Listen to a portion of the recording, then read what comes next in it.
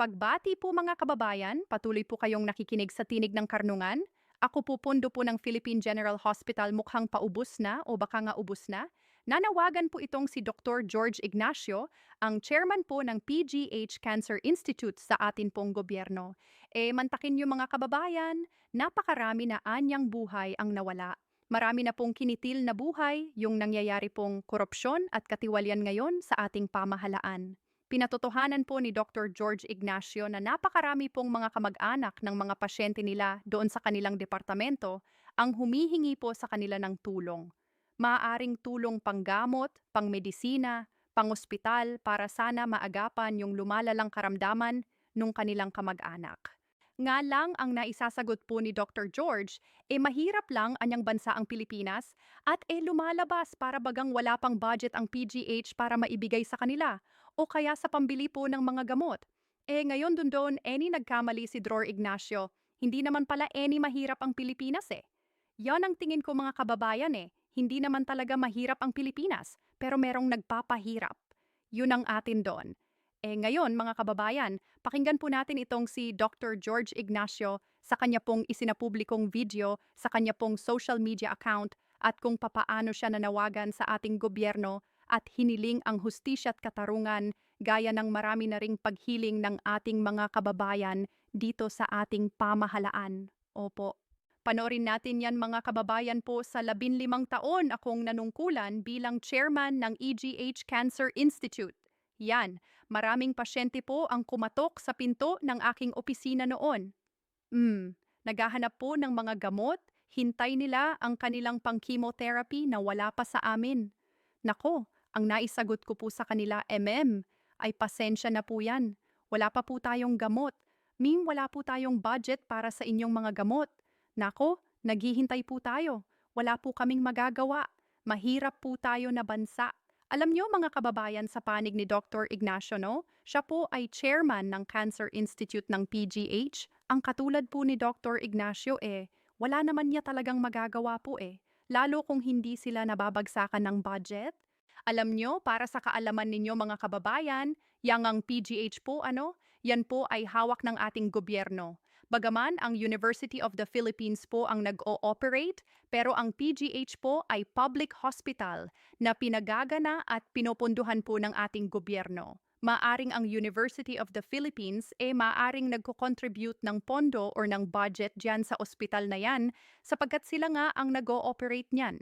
At syempre, kapag ka naman nagpapa-hospital diyan ang iba nating mga kababayan, bagaman yung iba nalilibre pero hindi po lahat.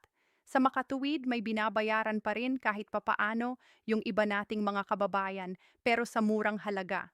Pero ang punto natin dito, merong kinikita yung PGH na yan na ang nag-ooperate nga ay ang UP.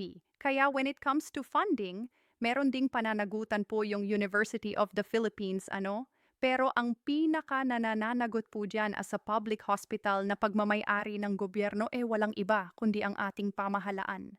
Kaya ang katulad po ni Dr. Ignacio, bagaman siya ang chairman diyan, wala talagang magagawa kundi mag-antay lang sa ibababang pondo sa kanila ng gobyerno.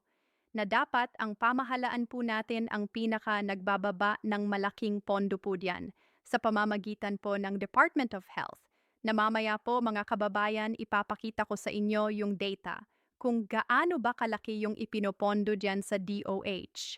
At ipagkukumpara natin kung gaano yung pondo, yung kalaking agwat ng pondo ng DPW na kung saan ay napatunayan nating nakukurakot lang sa pondo ng DOH.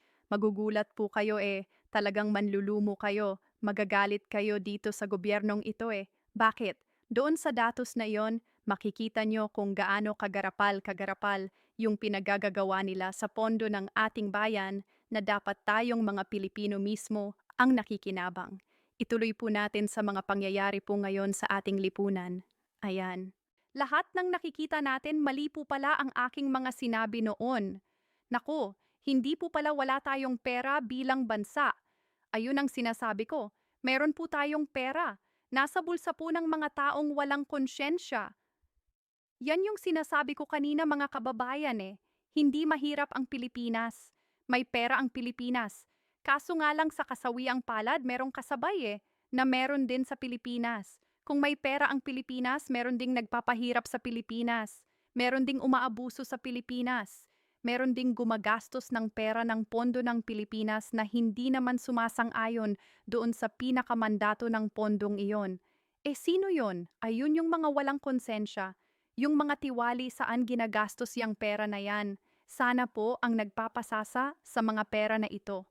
Naku, makunensya kayo ay makita na may mga pasyenteng namatay dahil sa kanilang pagkuha ng pera na dapat ay naibili ng mga gamot.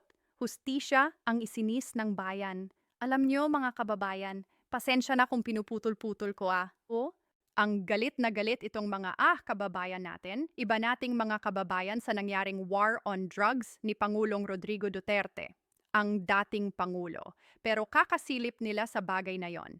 At the same time, kakatanggol nila dito sa mga pinagtatanggol nilang politiko. Bakit hindi nila timbangin, bakit hindi sila maging patas na ipagpalagay na natin, sige galit na galit kayo sa mga biktima kanyo ng war on drugs. Eh bakit yung mga politiko na pinagtatakpan ninyo, wala bang kinitil na buhay yung ginawa nilang pang-corrupt? Wala bang binawi ang buhay na ibunga na masama sa ating mga kababayan yung ginawa nilang pagnanakaw? Anong pinagkaiba nun? Kung ipinapalagay ng iba nating mga kababayan na napakarami libo-libo nga raw ang namatay sa EJK, di ba? Libo-libo raw, yan sabi nila. O anong pinagkaiba? Halimbawa, granting without accepting libo-libo ang namatay doon. Paramihan ba ng buhay na nawala ito? Ang sabi nga ni Senator Rodante Marcoleta, napakahalaga ng isang buhay pa lang. Anong pinagkaiba ng mga namatay sa bahaga nanunungkulan diyan sa flood control projects na dapat yun ang sasalba sa mga kababayan natin? Anong pinagkaiba ng mga namatay sa leptospirosis dahil sa baha? Ng mga nawalan ng kabuhayan? Tanggol kayo ng tanggol doon sa pinoprotektahan ninyong mga politiko. Silip kayo ng silip doon sa mga kalaban nilang politiko. Pero ba't hindi nyo silipin yung naidulot na negatibo niyan sa ating mga kababayan sa pamamagitan ng mga pangkokorkrap ng mga yantis ipagtatanggol nyo? Sasabihin niyong wala silang kinalaman dyan? Ididiin niyo si Zaldico. Ididiin niyo yung mga contractor, yung mga DPW official. Bakit? Sila ba yung may pinakamalakas na kapangyarihan dito sa Pilipinas? Ipagpapalagay niyo ba na si Zaldigor na isang congressman lang dahil sa isang party list? Siya yung may pinakamalaking kapangyarihan na magagawa para mapaikot yung pondo na yan. Kaya ang ipinagtataka namin ngayon, bakit si Martin Romales hanggang ngayon hindi maiistigahan? O bakit si Zald lang parehong ipinagdidikit ang kanilang pangalan? Parehong inaakusahan yung dalawang pangalan na yan na di umano'y magkatambal niya sa pangkokorrupt sa pera ng bayan. Bakit si Zald lang ang iimbestigahan? Bakit si Martin Romales hindi maimbestigahan? Noong nakaraan sinabi pa ng Pangulo na sooner ay maipapakila raw ang passport ni Zaldico kapag ka daw nakasuhan na. Bakit ngayon nakumanta lang si Zaldico? Wala pa namang naikakaso sa kanya kakanselahin na yung passport. Kung talagang totoo yung sinabi ng Pangulo na bago maipakansela yung passport ni Zaldico, kailangan niya munang makasuhan. May kaso na ba si Zald ngayon? Nasampahan na ba siya ngayon? Hindi pa. Bakit sinabi ng ombudsman na kayang-kaya na anyang ikansela ang passport ni Zaldio? Hindi ba taliwas yun sa sinabi ng Pangulo?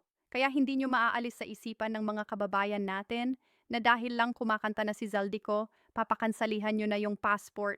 Nagkakaroon ng ganyang intriga na kayo rin mismo ang may kagagawan. Makununsya kayo, ang mga malamig na tiyan at malamig na mga paa na nakabad sa bahaga na katiraan. Ang pagkain sa mga mamahaling hotel, ang pagtapon ng pera sa mga kasino, isinasabi ko alam nyo mga kababayan kung iisipin ninyo, no, doon na lang tayo mag-stick sa kasino. Huwag na sa mga maluluhong gamit, maluluhong pamumuhay ng mga sangkot dyan sa pagnanakaw sa kabaan ng bayan sa kasino. Na lang isipin ninyo yung milyon-milyon or bilyon-bilyon na pinangkasino ninyo. Ilang buhay na maisasalba nun? Hindi lang pera ng bayan ang isinugal nyo, dupati yung buhay ng mamayang Pilipino na dapat naligtas kung ginamit lang yung pera na yon sa mga proyekto at hindi sa pangkakasino. Ginawa ninyong sugal ang buhay ng mamamayang Pilipino. Ginawa ninyong sugal ang taong bayan. Parang ang nangyari tuloy mga kababayan, itong pera ng mga ito na ginastos nila sa kasino, ginastos nila sa maluluhong gamit, sa maluluhong pamumuhay nila, matatawag na bloody. Bakit blood money yon? Sapagkat ang kapalit ng maluluhong pamumuhay nila, ang kapalit ng kalayawan nila, ng pangkakasino nila, walang iba kundi ang buhay na nawala dahil sa mga bagyo't kalamidad na dumaan sa ating bansa na yun ang naghayag sa katiwalian na nangyayari dyan sa flood control projects na yan. Ang bihira itong mga ito nakakagalit. Dapat nga taminas DPV sa mga itong proyekto na dapat ay nakakatulong sa tao yun pala ay hindi man lamang po makikita ang anino ng mga proyektong ito. Ito po ang inyong kasalanang malaki sa ating bayan. Nako, sana po ay makiensya po kayo lahat. Sigaw ng bayan katarungan, hustisya para sa mga taong kinitilngops ng mga taong ito. Maraming salamat po. Tingnan nyo mga kababayan, ilang araw o baka ilang oras na lang mula ngayon ng isa publiko ni Dror Ignacio yan. Alam nyo gagawin ng mga trolls at ng mga bayaran? Ibabash yan. Yang tao na yan. Maniwala kayo sa akin. Sisiraan yan si Dror Ignacio. Bakit? Ganyan ang ugali ng mga yan?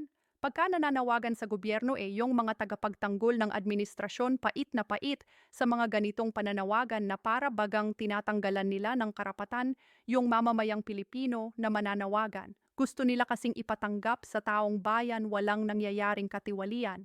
Maayos ang administrasyon, maayos ang sistema at pamamalakad. Ito sagutin ninyo mga trolls kung talagang maayos ang sistema ng administrasyon ngayon. Bakit ngayon nangyari ang kikabilang rally? Bakit napakarami halos lahat na ng uri ng tao, organisasyon na nawagan sa gobyerno? Ultimo yung mga samahan ng mga malalaking business owner dito sa Pilipinas na nawagan na. Iba't ibang relihiyon na nawagan na, iba't ibang uri ng tao na nawagan na kagaya ng mga estudyante, ng mga manggagawa, ng mga trabahante, ultimo yung kasama nila sa politika, nananawagan yung mga katulad ni Dr. Ignacio na mga proponal na sila ang nagseserbisyo sa bayan na nanawagan na rin. Tapos ipipilit nyo pa rin sa taong bayan na napakaayos ng sistema ng administrasyon na ito at sinisiraan lang ang administrasyon. Hindi po paninira ito.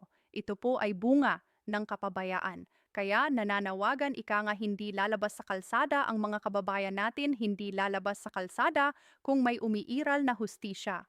Yon ang patotoo na hindi lang basta napabayaan ang mga proyekto, kundi bagkus yung demokrasya o katarungan napapabayaan din palibas ay pinagtatakpan. Alam nyo, nakakagalit mga kababayan, maraming namamatay sa ating mga kababayan dyan sa pampublikong ospital na yan. Pero kung titignan ninyo yung budget, opo, ayan top departments with highest allocations in the 2025 national budget. Ayan, makikita nyo po sa screen mula po nung 2024 nung 2025 po ang proposed budget po sa health ay 297.6 billion. Pagdating po ng 2025 BCAM report, ito po yan naging 267.8 bilyon na lang, nabawasan pa yung sa health at yung naaprubahan 267 bilyon o 8 bilyon nga. Binawasan pa. Ano yung isa sa pinakamataas Public Works DPW 2025 proposed budget, 900 billion? Alam nyo ginawa ng BCAM? 1.034 trillion. Itinaas, napunta malamang yung binawas doon sa health at ang naaprubahan nung 2025-1. 0.07007 trillion pesos. Kung talagang nagmamalasakit sa bayan yang mga yan. Ultimo kalusugan ng tao. Oo na yon, direkta mamamayan ng Pilipinas yan. Usapin ko kalusugan yan. Ang kalusugan na yan, yung mismong nasa loob-loob, mismong nararamdaman ng mamamayan, babawasan mo pa, yon ilalagay mo sa mga proyekto na maing makakatulong sapagkat yon ay makakapagpaalwin ng pamumuhay maaaring sa transportasyon. At the same time, pwede ring pagkakitaan ng ating gobyerno yon para naman magkaroon ng pondo ang ating gobyerno lalo Kaso, hindi ganun ang nangyayari. Napupunta lang sa bulsa ng ating o ng mga namumuno sa atin yang 267.8 bilyon na yan. Ilang public hospital, ilang ospital ng pagmamay-ari ng gobyerno ang popundohan kasama ang PGH. Buti sana kung yang ang 267.8 bilyon na yan, buong buo na mapupunta sa mga kaukulan yan. Ako naniniwala ako may katiwalian pa rin dyan. Meron ding mga hudas dyan nakukuha porsyento dyan sa pondo na yan. Oh, lipat tayo sa proposed 2026 national budget. Ayan. Proposed 2026 national budget, 6.793 trillion. Tumaas ng 7.4%. Kasi nung 2025, 6.326, 326 na trilyon lang ngayon, 6.73 or siyam na 3 trilyon sa kabila ng anomalya tumaas pa o top departments na may pinakamalaking makukuha pagka ito'y naaprubahan education 28.58 o 928.5 bilyon. Walang pagtatalo dyan. Edukasyon yan. Yan ang isa sa mga susi ng kinabukasan ng ating bayan ng mga kabataan. Pero ang tanong, talaga bang napupunta sa kaukulan? Isa pa yung education na yan Public works na naman. PHP 881.3 billion. Pambihira kayo? Katakawan na yan? Hindi ba pwedeng bawasan nyo na yan sapagkat napatunayan nating may anomalya dyan? Yung pangatlo, 320? 5 bilyon na yan na yung health. Ang bihira na yan, mahigit 500 bilyon ang pagitan sa DPA o sa public works. Ano ba, naglolokohan na lang ba tayo dito? Baka naman pwedeng matawagan ng pansin ng ating mga namumuno dito kay Dr. George Ignacio. Marami ng patotoo na talagang may namamatay na mga kababayan tayo dahil sa kakulangan ng gamot, kakulungan ng medisina, kakulangan ng mga supply, kakulangan ng equipment. Baka naman matawagan kayo ng pansin, ang bihira kayo, hindi pa kayo magagalit diyan mga kababayan, tapos pagka nag-rally, pag nanawagan ang mga organisasyon, ang mga grupo, tutulog sa inyo pa na keso namumuliti ka. Andito na tayo sa krisis ng ating bayan, nasa krisis na ang pondo at sitwasyon ng ating bansa. Pamumuliti ka pa rin ang tingin ninyo sa mga nananawagan. Pamumuliti ka pa rin ang nasa isip ninyo. Hindi kayo tapatang Pilipinas, hindi rin kayo tapat sa inyong mamamayan, tapat lang kayo doon sa nagbabayad sa inyo. Tapat kayo sa salapi na kaya kayo nakakapagsalita na maayos ang sistema ng gobyerno natin ngayon sapagkat kayo ay naaambunan. Pero yung mga karaniwang mamamayan na kagaya namin, wala kaming napapala. Kung kayo lang ang nasa sitwasyon namin, mauunawaan nyo kami. Sana hindi kayo mamatayan ng kamag-anak ninyo. Sana hindi magkasakit yung kamag-anak ninyo at mamatay dahil sa kapalpakan na naidudulot ng katiwalian na ito sa ating gobyerno. Maraming salamat po, Dr. George Ignacio, sa panawagang ito. Alam naming kadamdamin po kayo namin na mas maraming Pilipino na nananawagan na sa ating gobyerno na bigyan tayo ng katarungan at isaayos na ang sistemang ito. At sana mga kababayan, huwag na huwag kayong mangingimi, huwag kayong tatahimik, manawagan kayo. Hindi po ito pamumulitika. Huwag ninyong sabihin na hindi, na ayokong manawagan sapagkat ayokong ma-involve sa usaping politika. Hindi po ito pamumulitika. Ito po ay usapin ang inyong karapatan. Usapin po ito bilang mamamayan na dapat ay pinangalagaan ng ating gobyerno. Hindi po ito pamumulitika. Isang tabi ninyo yung mga gusto nyong suportahang politiko, pero manawagan po kayo sa ating gobyerno na kasalukuyang namamalakad sa ating bansa. Manawagan po kayo. Yan ang pinakamainam po na gawin ngayon. Marinig man lang nila tayo, maramdaman man lang nila na ang Pilipinas hindi bulag-bulagan, hindi bingian, hindi manhid sa nangyayaring negatibong epekto sa ating bansa. Hanggang sa susunod na talakayan. Paalam.